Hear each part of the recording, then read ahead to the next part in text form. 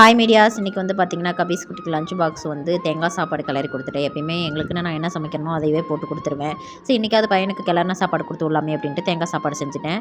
Snacks வந்து பார்த்திங்கன்னா என்ன வேணும்னு கேட்டேன். அவன் ஃப்ரூட்ஸே வச்சு கொடுங்க அப்படின்னு கேட்டான். அதனால் நேற்று கொய்யாப்பழம் கொடுத்ததே வீட்டுக்கு வந்துருச்சு அப்படின்ட்டு இன்றைக்கி ஆப்பிள் வச்சு விட்டுட்டேன். ஓர்வைக்குள்ளே யாருன்னு தானே பார்க்குறீங்க, வேறு யாரும் இல்லைங்க, கார்த்தி தான் உள்ளே இருக்கான். அவனுக்கு உடம்பு சரியில்லை, அதனால் ஆவி பிடிச்சிட்ருக்கான்.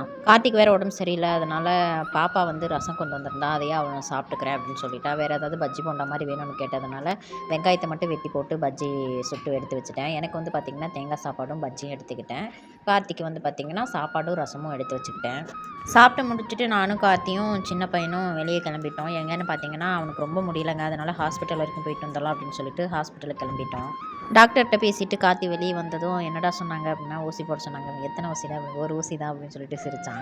அவன் சிரிச்சிட்டே நிற்கிறான் அப்படின்னு சொல்லிட்டு வாப்பா அப்படின்னு சொல்லி கூட்டிகிட்டு போய் ஊசியை போட்டு விட்டாங்க.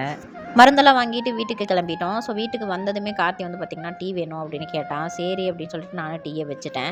இதை அவன் கையில் எடுத்து கொடுக்குறப்ப இதில் சுக்கு, இஞ்சி, அதி மதுரம் எல்லாமே இருக்குது, குடிச்சு பார்த்துட்டு எப்படி இருக்குன்னு சொல்லுடா அப்படின்னு டீயை வாங்கிட்டு திருன்னு முழிக்க ஆரம்பிச்சிட்டான். என்னத்தை போட்டு கொடுத்தாலோ அப்படின்ட்டு. அதுக்கப்புறம் சரி குடிச்சிட்டு எப்படி இருக்குன்னு சொல்லு அப்படின்னு.